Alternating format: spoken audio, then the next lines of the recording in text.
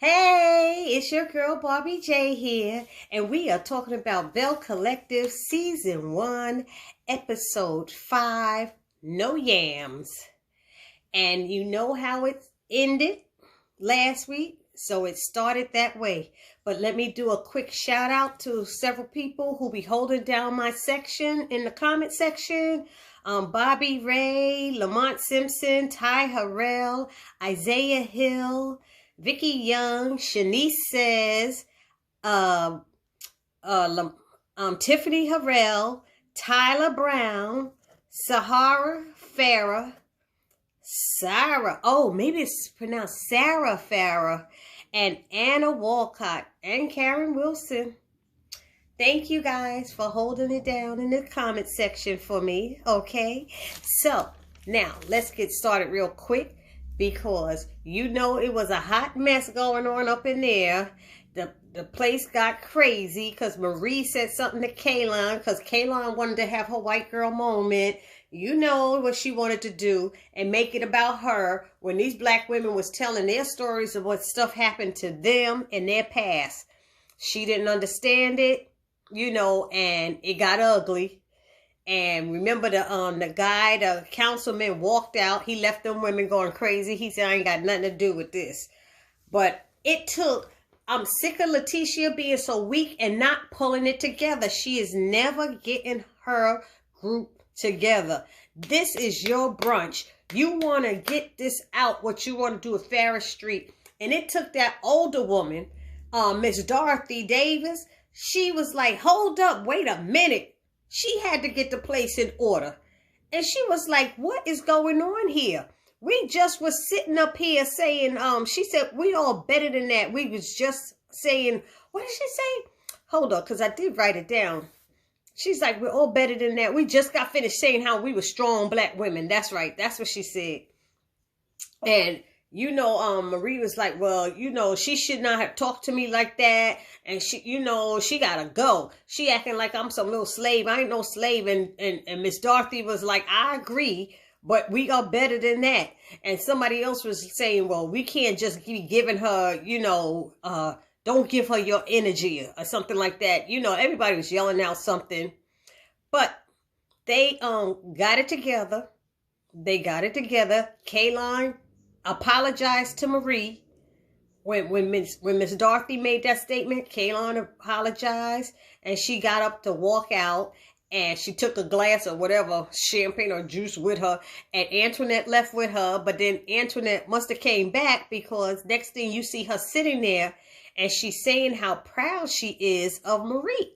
She was like, I am so proud of her. And her vision is so much more of what I thought it was going to be. And her vision. So she was proud of her vision about Ferris Street.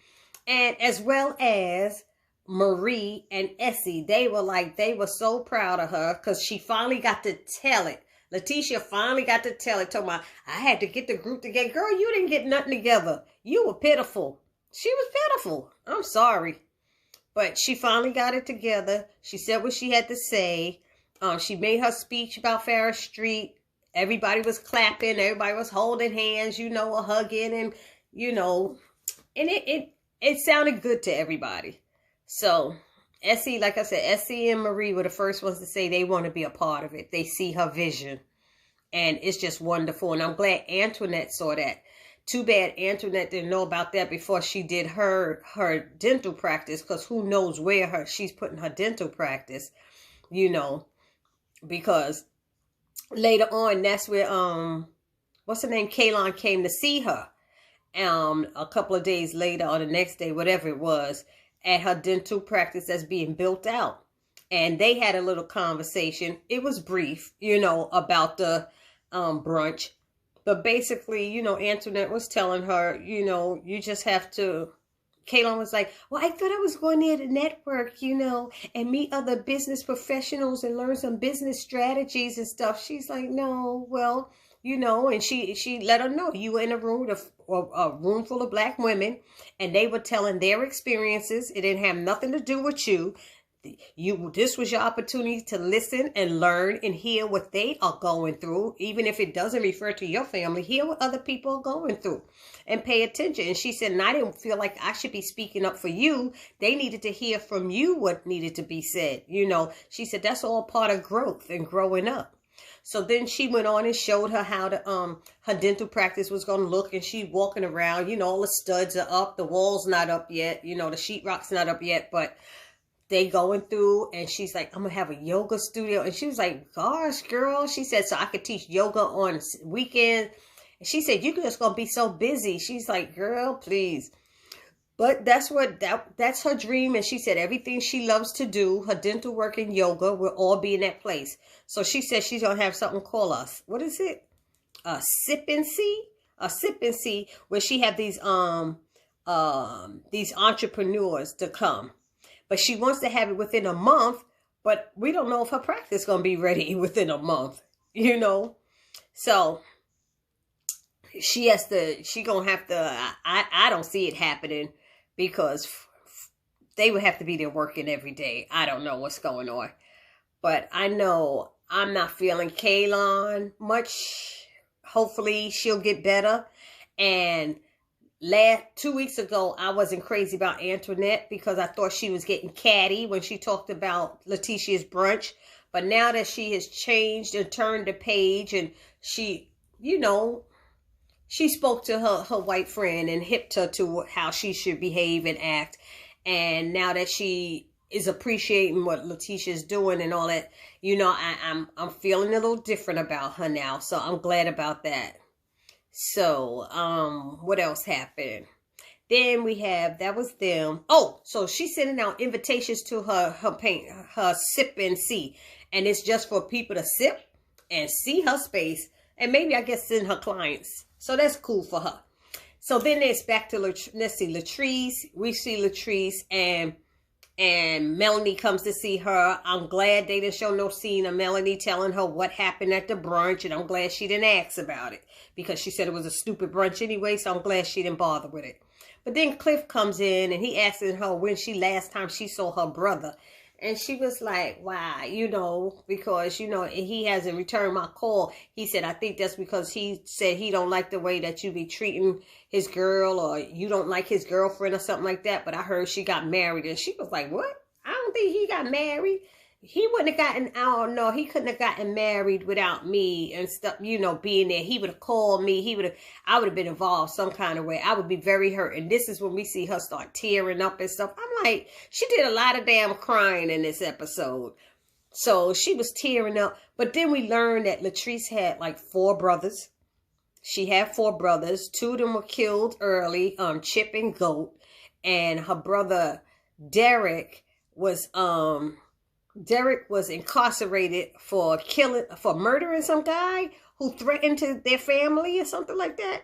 So, and that happened when she was 9 years old. So he just got out recently, supposedly. And then she has another brother named Derek, who I guess named Frederick, who's probably doing well or whatever. But, she was getting all upset, and she said she would reach out to her brother. Because they're so close. She said they're close. Their birthdays are a day apart. So they even call themselves twins, even though he's like much older. He's older than her. If he went to prison when she was 9, he got to be at least 9 years older than her, 10 or something. So she must be the baby of the family. So that she a little spoiled probably. She used to get in her way. But, later on he told her, I always got you. You my sister, blah, blah, blah, blah. Anyway. What else happened? This show is getting, I don't know. I don't know how I feel about this show right now. I'm still feeling it out. This is only episode 5, but now we have Letitia. We meet her son, Joshua, and we meet her husband, Glenn. Glenn, I'm not feeling. I don't know about y'all, but I am not feeling Glenn. Something about him ain't right. Something about him is working my nerves. And I know there was some infidelity in their marriage.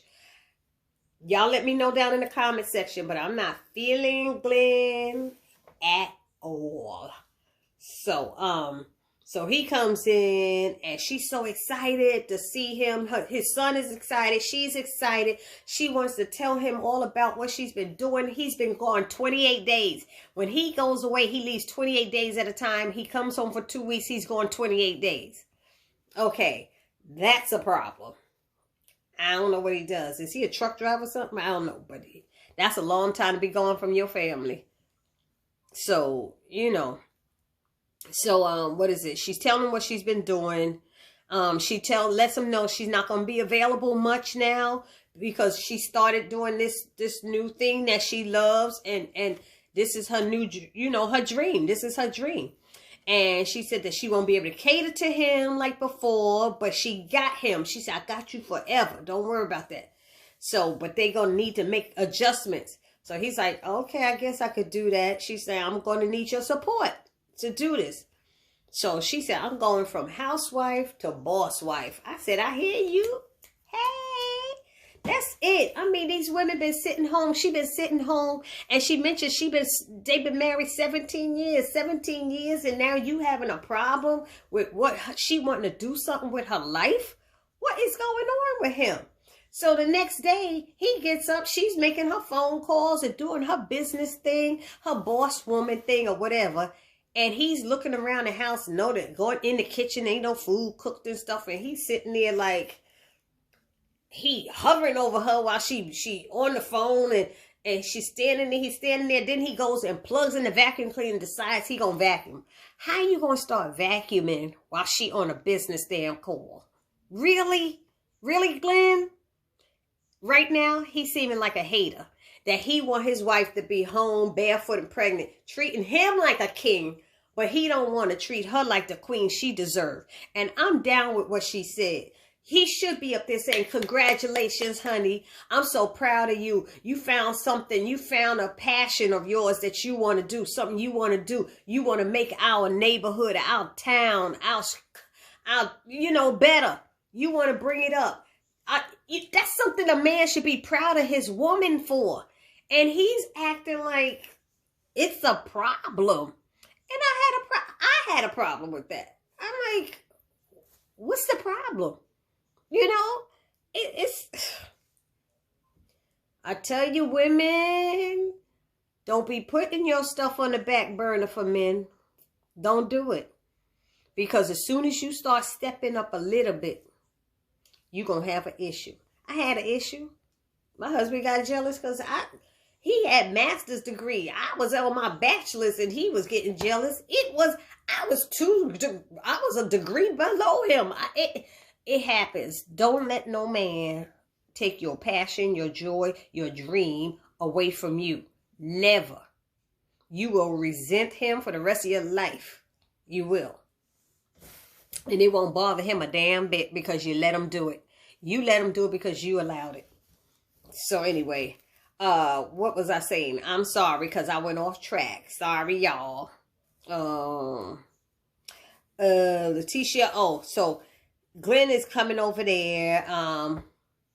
And he was like, she's like, when she got off the phone, she's like, what's your problem? What's going on? And he's like, I need my wife now. I need you to cook. She was like, why can't you, there's food in there, there's bologna, there's ham, make a sandwich. She said, why can't you put on an apron and cook and help out? He said, because the apron don't fix. I need my wife. I said, you know what? I know a lot of men that cook. I know a lot of men who do stuff around the house and help out. Dude. Just because you've been gone 28 days don't mean your ass ain't supposed to be taking out the garbage and the trash and cooking like everybody else. You gonna come home, be treated like a king, and then leave again. And you probably out there cheating with some other woman. I believe, because when he mentioned contract, that's when I knew. I was like, yeah, I'm not feeling him. But he was like, yeah, there ain't no yams up in the kitchen. Matter of fact, ain't no yams in the bedroom. I want my wife to be cooking me some steak and some chicken and some yams and some this and some that. I was like, dude, she just told you what she's doing. Did you not see the joy on her face? How proud she is of herself. She was like, I'm finally doing something. Why can't you support me and appreciate it? Oh my God. Y'all gonna give me a minute. Because I have issues with stuff like this. I really do. So he's like, where's my wife at? She said, I'm right here. I'm right here working. I'm doing this. This is what I'm doing for us, for us. He said, you always saying it's for us, but I don't see that it's for us. You ain't letting her start it. You ain't allowing her to begin it. She just got into it. Come on now. You know, she's like, say congrats. You finally doing something. Oh. And then she said they've been married 17 years. 17 years she been catering to this man. And now she want to do something and he have a problem with it? Come on, women. Come on, ladies. Come on, females. Come on, sisters. Don't let them do it to you. Don't let them do it. Be strong. Follow your dream. So then he told me, you know what? We need to do a contract. She's like, a contract? What kind of contract? Yeah, we need a contract. She was like, nah, I ain't signing no damn contract. I don't know what you talking about. He's like, you know what? You've been acting all brand new and stuff. I said, he jealous. He jealous of her. And he talking about a contract to support himself. What the hell does he do? What does he do? That he's going 28 days and want a contract. What kind of contract is this he want? She was like, you for real with this? She said, oh, you serious? He said, yeah, I'm dead serious. She was like, man. She said, if you want to go there, she was like, what about the proposal? What about the proposal? She said, and the renewal of our vows. What's up with that? She was like, I ain't doing no contract signing if he ain't doing no proposal. He said, well, you know, we got to talk about that. We got to see about that. No, what the hell? I think he been talking to some other men. See, when your man come home acting like that, he done been talking to somebody. Some brother, some friend, some co-worker done gave him some damn advice that he think he gonna follow. But I don't know if it was a brother, but black women don't always put up with that stuff. So he better watch himself. Because Letitia's she gonna snap on him, I bet you, one day. Even though she's soft now, I have a feeling by the end of this season, she might be a little tougher. Especially with the women she hang around. Anyway, what else? Let's see. So she said, oh, so you come home for 2 weeks and I'm busy and you can't treat me like the queen that I've always been treating you like the king? You can't do that for 2 weeks? He said, nah, because it's getting too much. I don't want to do that. I expect certain things when I come home and that's what I want you to do. I was like, this is some bull crap. I was like, I can't take him no more. So let's move on to him. Then we go to Latrice. And Latrice is doing something for her brothers. She said every year she does something for her brothers who died. And it's a whole thing with the family. And she said they have a huge family, a loving family, a close family, you know. And we find out that her little nickname was Punky. Because when her mother, they were all dressed in white. And her husband, what's his name again? Cliff. He said he gave her idea of something to plant trees in honor of her brothers. But when she was talking, she kept saying brother, like one brother. And then the next thing she was saying brothers or two of them or both of them. I was like, what the hell? Are we doing this for one brother or two brothers? So finally, when they got out there, she made her speech. What is it? A relative prayed over the food. They ate, and while they was eating, who came? Her girls showed up. Mel and Antoinette. They showed up, and they jump in the cart. What was that Antoinette had on with the little hot pants, shorts on? I don't know if I thought that was appropriate attire. Yeah, she had on all white, and then she had some poom short jeans on. I don't know.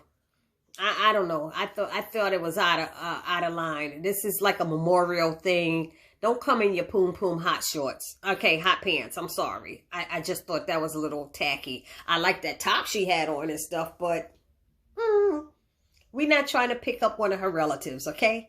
Dress appropriate for other people's events. It's not your event. Poom shorts are not appropriate. I just wanted to add that. Antoinette, thank you. So anyway, so they come in their pumps and their heels, and Cliff drives up in a golf cart, and they jump in it because they got on 3, 4, 5-inch heels. walking over dirt and grass, and the rest of the family walks over on the grass to the area where they dig up and plant these 2 trees. I don't remember what type of trees, if they even mentioned what type of trees there was. But then her mother speaks, and she talks about she shares a story, and she shares the story, and she's calling her Punky, you know. So we know that was her nickname. And then her brother Derek speaks, and he shares a story. But Frederick, her brother Frederick speaks and shares a story. Derek wouldn't share. Derek walked away. He's the one that was incarcerated, has the girlfriend that they don't like, supposedly. So it's over, and they go back to the house, and everybody's chilling and talking and eating and stuff. And so she goes over to her brother. And that's when we learn that the brother had an ex-girlfriend that he has a child with, and they like her. And the girl was homeless, and her mother moved the girl and his daughter into the house, you know. So he's like, he gets upset because he got to see her when he comes to the family events. That's why he don't want to come. And he got this new chick, you know, and the new chick is saying they don't really like me, or they don't treat me right and stuff. But he and Latrice had a heart-to-heart. Derek and Latrice had a heart-to-heart. And they kind of settled things and got a better understanding for each other. And I think that was, that was cool. That was nice. They discussed it, but at least we found a little bit more out about who Latrice is. She the baby of the family. The girl is spoiled. I know she is, but she the one making money, so she has everything at her house. It seemed like it was at her house or in her property. I don't know. But I think the episode was okay. It was okay. Y'all let me know what y'all thought about the episode and the review. Hit me up. Subscribe to my channel if you haven't subscribed already. Comment, share, like. It's your girl Barbie J saying peace.